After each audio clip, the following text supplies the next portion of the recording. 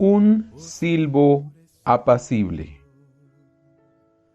Y el sol se fue del corazón. El pueblo de Israel había vivido dos acontecimientos gloriosos por los cuales Dios había manifestado su poder delante de los falsos profetas paganos. Número 1.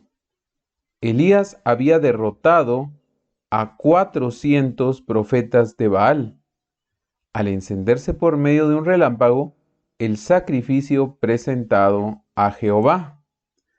Luego los había matado a filo de espada. Número 2.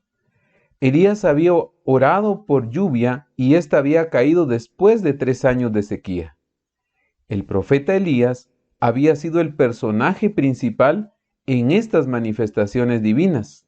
Sin duda que había sido un espaldarazo para su ministerio de parte del cielo. Sin embargo, a veces hasta los hombres de Dios necesitan aprender lecciones importantes en la vida. Leamos 2 de Reyes, capítulo 19, versículo número 2. Entonces envió Jezabel a Elías un mensajero para decirle: traigan los dioses sobre mí el peor de los castigos, si mañana a estas horas no he puesto tu persona como la de uno de ellos. Era un relato maravilloso de lo que había hecho Elías mediante la fuerza y el poder de Dios. Pero no conmovió el corazón de Jezabel ni la indujo a corregir su mal proceder. Escuchar la verdad tan solo endurece cuando no salva. Al llegar a la puerta de Jezreel, Elías y Acab se separaron. El profeta, prefiriendo permanecer fuera de la muralla, se envolvió en su manto y se acostó a dormir en el suelo. El rey, pasando adelante, llegó pronto al abrigo de su palacio y allí relató a su esposa los maravillosos sucesos acontecidos ese día, así como la admirable revelación del poder divino que había probado Israel que Jehová era el Dios verdadero y Elías su mensajero escogido. Cuando Acab contó a la reina cómo habían muerto los profetas idólatras, Jezabel, endurecida e impenitente, se enfureció. Se negó a reconocer en los acontecimientos del Carmelo la predominante providencia de Dios y, empeñada en su desafío, declaró audazmente que Elías debía morir. Grandes lecciones podemos obtener de la historia de Elías. A veces parece que el que obra con justicia es perjudicado. He aquí a un varón de Dios que había servido valientemente a su amo y a cambio de sus nobles esfuerzos se lo amenazaba con la muerte. ¿No es este mundo donde los justos reciben la debida recompensa por el servicio realizado en el nombre del Señor? Una de las evidentes tragedias de la vida es que a veces quienes hacen lo máximo en la causa de injusticia son los que más sufren. Quizá no siempre se entienda la razón, pero es consolador el pensamiento de que Jesús, quien no cometió pecado, sufrió más que lo que será llamado a sufrir cualquier hijo de la humanidad. El siervo no es mayor que su Señor. Leemos en el versículo 3. Viendo Elías el peligro, se levantó y se fue para salvar su vida. Al llegar a Beerseba, que está en Judá, dejó allí a su criado. Después de un triunfo tan completo sobre los profetas de Baal y de una demostración tan grande de valor, habría parecido que el profeta de Dios estaba listo para hacer frente a cualquier prueba de su fe. Uno podría suponer que Elías nunca permitiría que flaqueara su fe, habiendo tenido una evidencia tan notable de la presencia y la bendición de Dios. Pero estaba sufriendo por la reacción que tan frecuentemente acompaña a un éxito notable. Había esperado que la gloriosa victoria del Carmelo quebrantaría la fascinación que Jezabel ejercía sobre él, rey. El profeta quedó abrumado cuando se le informó de la obstinada resistencia de la reina ante la nueva exhortación a una reforma. No estaba preparado para el odio frío, calculado y pertinaz de esta impía reina. Solo podía pensar en la forma de escapar de las garras de una enemiga tan perversa e implacable. Sin pensar en las consecuencias de su conducta, huyó para salvar la vida. Elías no hizo bien al abandonar su puesto del deber.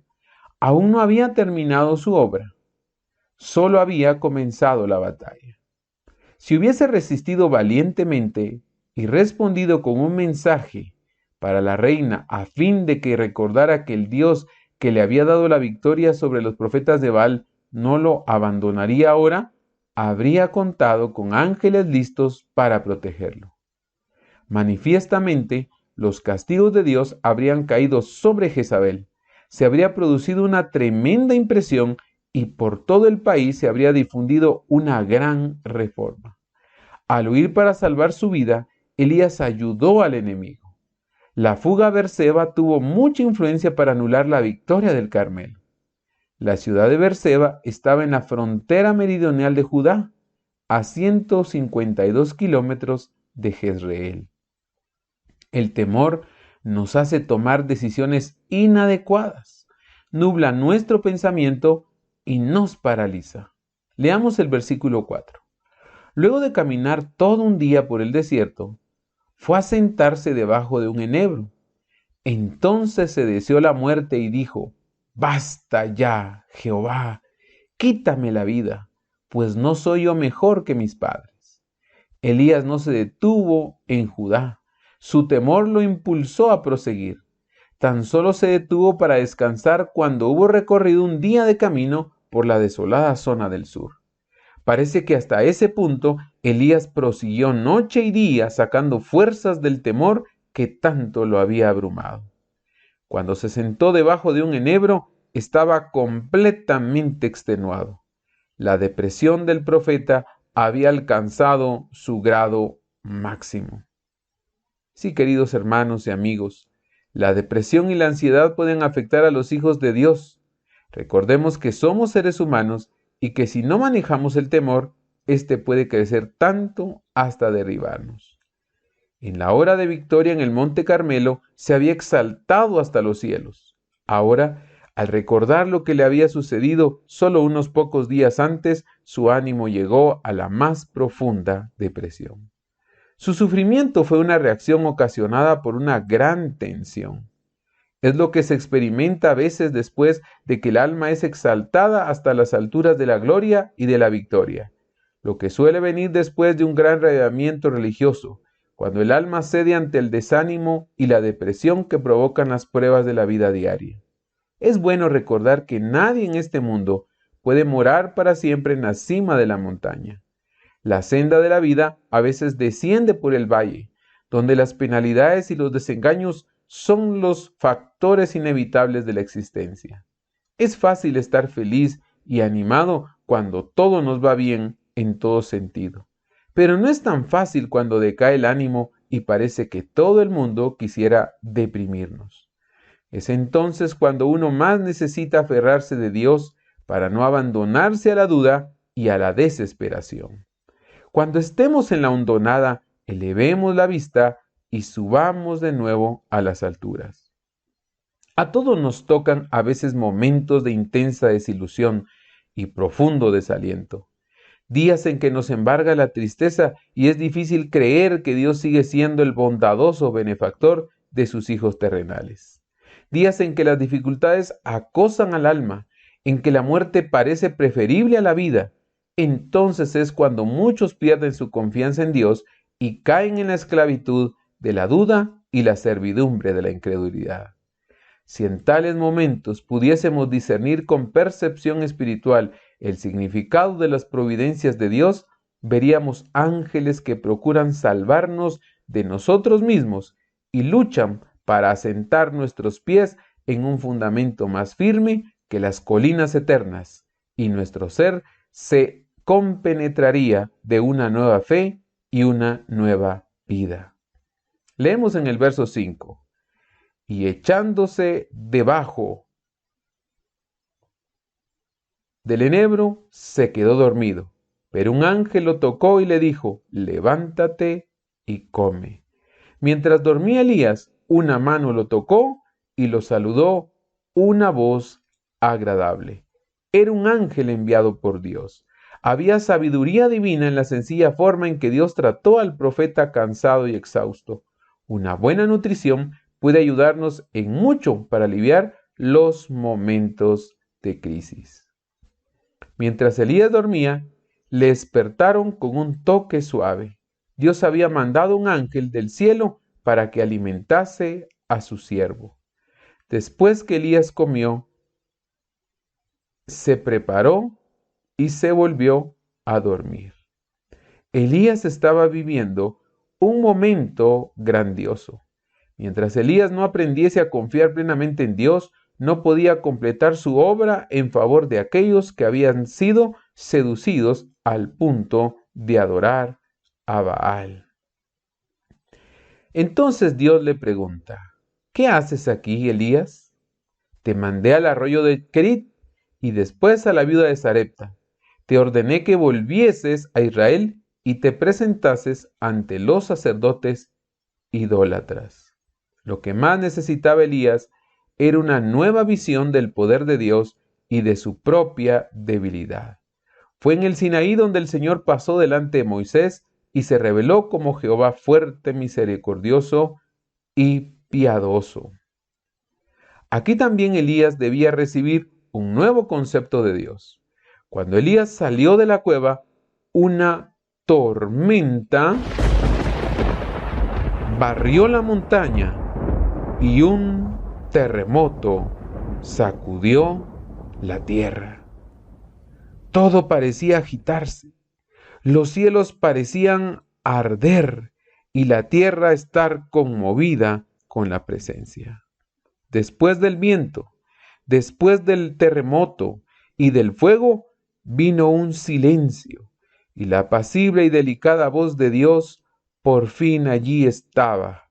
El Señor estaba en la forma que eligió para revelarse a su siervo. No es siempre la presentación más sabia de la verdad de Dios la que convence y convierte al alma.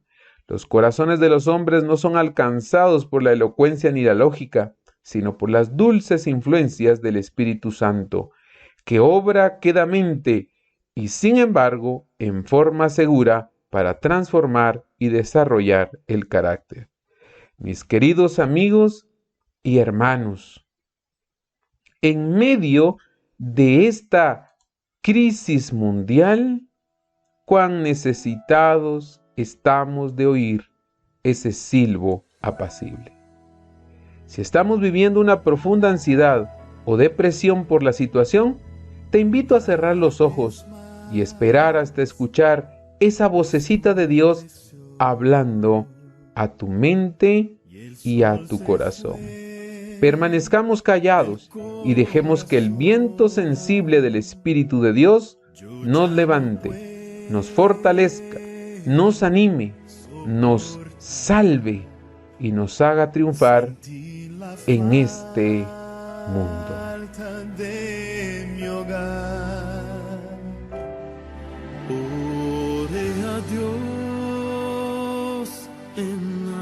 Dios te bendiga en este día y recuerda que Jesús es la solución para tu vida. Bendiciones. Fue cuando alguien me tocó, era Jesús quien me